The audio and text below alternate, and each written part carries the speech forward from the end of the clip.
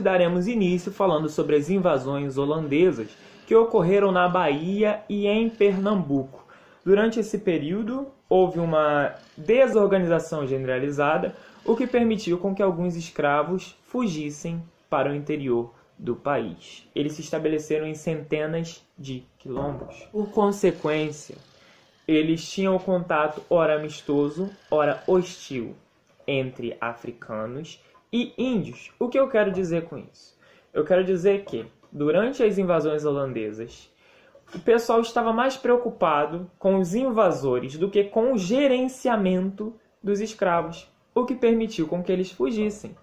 Eles se estabeleceram em quilombos. Quilombos eram locais de refúgio para os escravos. Lá eles estariam protegidos por eles mesmos.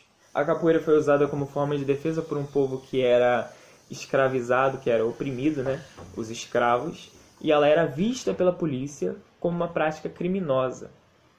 Vários jovens da elite também eram seduzidos pela beleza da capoeira. O capoeirista tinha, em sua maioria, os presos capoeiristas, a faixa etária de 15 a 25 anos. A elite punia os negros tidos como os desordeiros, só que ela não fazia nada para mudar isso.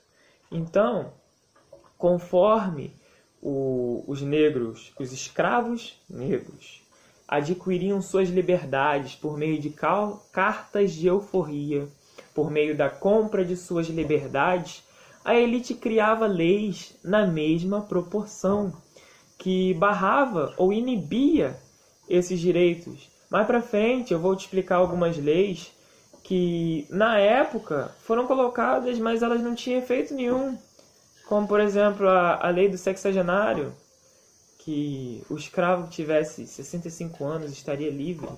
Mas quem poderia chegar a 65 anos sendo escravizado? Muitos morriam. Hoje nós vamos falar de Major Nunes Vidigal. Ele foi dirigente da Guarda Real de Polícia.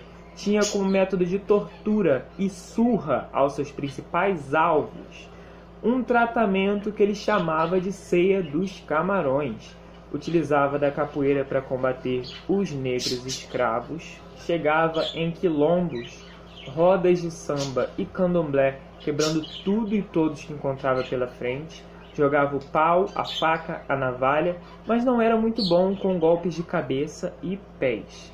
Veio a falecer em 10 de junho de 1853, galgando o posto de Marechal de Campo e Cavaleiro da Imperial Ordem do Cruzeiro, sendo talvez o primeiro capoeirista a obter tal honraria. No vídeo de hoje vocês irão conhecer algumas legislações que proibiam a prática da capoeira. Decisão de 31 de outubro de 1821.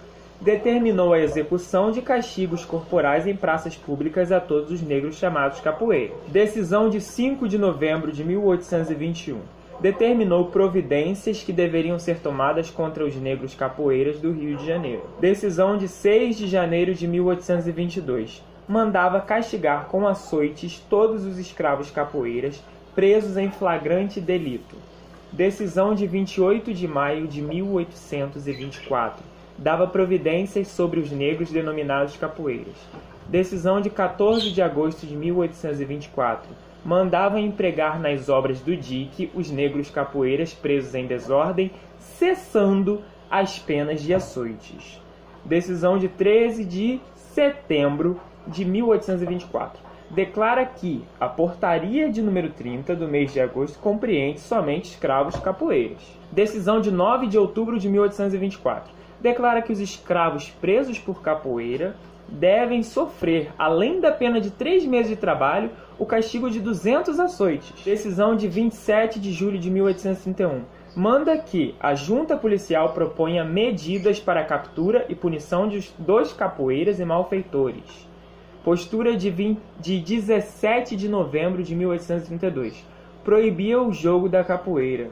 E aqui vem a declaração, Trazem oculto um pequeno pau escondido entre a manga da jaqueta ou perna da calça, uma espécie de punhal. Tomam providência contra todo e qualquer juntamento junto às fontes, onde provocam arruaças e brigas. próximo à Igreja do Rosário, no Largo da Misericórdia, onde à noite as mulheres se reuniam.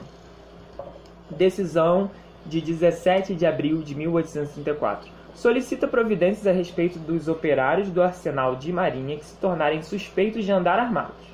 Fez referência a uma acusação de assassinato feita contra um negro e mencionou que já haviam sido dadas ordens ao chefe de polícia sobre os capoeiras. Decisão 17 de abril de 1834. Dá providências a respeito dos negros que, depois do anoitecer, forem encontrados com armas ou em desordens. Postura de 13 de dezembro de 1834. Dá mais providências contra os capoeiras. Hoje vocês conhecerão algumas situações que o capoeirista passava socialmente.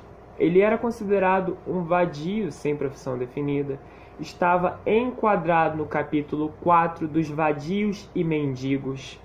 Por andar em grupos, também estava sujeito aos tratamentos do capítulo 3 dos ajuntamentos ilícitos, da primeira codificação penal brasileira de 1830, chamada Código Criminal do Império do Brasil, durante a Guerra do Paraguai.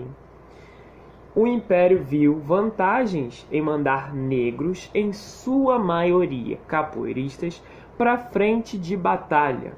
Por quê? Se os negros capoeiristas fossem eliminados, eles teriam menos capoeiristas no Brasil e isso para eles seria vantajoso. Caso eles ganhassem a guerra, também seria vantajoso. Porém, todo tipo de luta que passa por uma situação de guerra é considerado uma arte marcial. E a capoeira passou a ser considerada arte marcial na Guerra do Paraguai, devido à atuação dos zuavos, que era assim que eles eram chamados. A maçonaria exercia grande influência sobre a monarquia e ela trabalhava na elaboração e promulgação de leis que iriam transformar a economia de escravagista para capitalista gradativamente. Foi assim que surgiram leis como a do ventre livre, de 27 de setembro de 1871. A lei do ventre livre dizia que os filhos de mães escravas, nascidos a partir da criação dessa lei, iriam ser considerados livres. E a lei do sexagenário, de 6 de maio de 1885. Os escravos que chegassem até 60 anos, dali em diante seriam considerados livres. Num vídeo eu disse que eram 65 anos, mas eu acabei confundindo informações. São a partir dos 60, tá bom? Essas medidas, embora não resolvessem o problema deles, ajudavam na motivação, né, por sua luta. E eles foram se ajuntando, não vou falar gradativamente, eles foram se juntando em dois grandes grupos, os Nagoas e os Guaiamus.